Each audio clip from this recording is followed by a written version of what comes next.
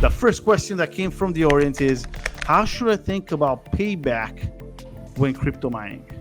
If you're going to make an investment beyond what you already have, which I suspect many of the people are interested in doing.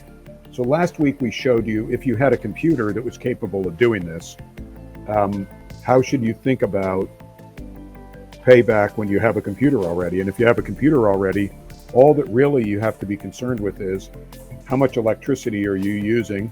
How much time are you spending? If you assume that your time is not worth a lot, meaning you're doing it and you're not charging for your own labor time, then it's really going to be a function of the two things, your fixed costs and your variable costs. What does a mining rig look like?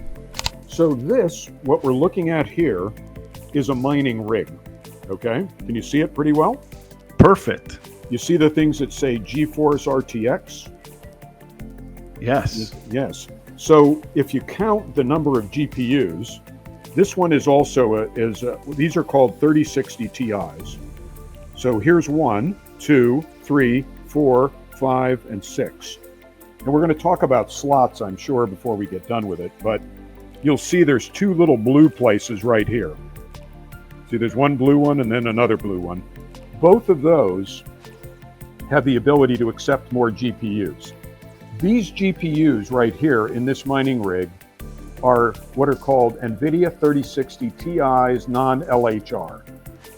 They currently are going on eBay used for between $1,200 and $1,500. So you talked about how to set up a crypto mining rig. What do you need in the hardware with an off-the-shelf computer?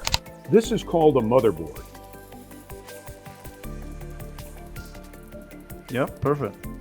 If this were still in the box of the computer, you can see where you'd plug in the keyboards, the internet.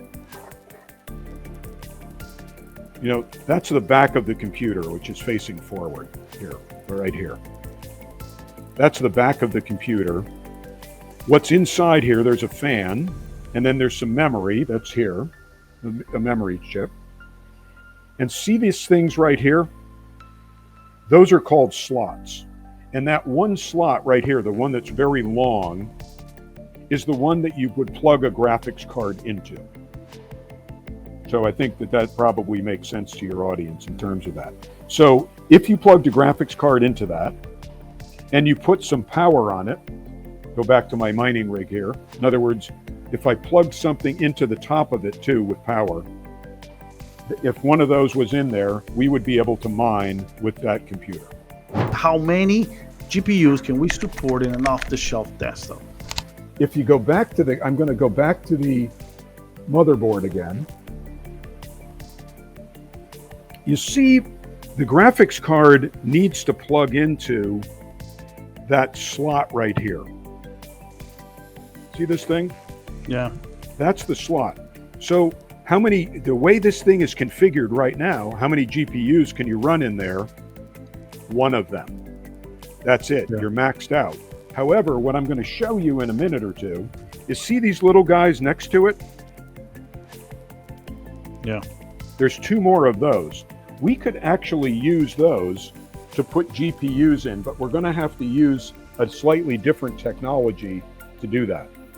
Right now, you could plug one graphics card into it, but it has the potential to plug in 2 more. To plug additional ones. You know, we've heard about PCIe slots. What are these and can they be used? Right. So what I showed you, if you remember, the one long one is a standard length PCI slot. So if you have a graphics card, you're going to have to plug it into that PCI slot. The other 2 guys are baby PCI slots. And you can utilize those if you want. But generally speaking, I'm going to go back and show you again. Remember I showed you on my big mining rig. Wow. That's a PCI slot. You need to have that length to get the graphics card into it.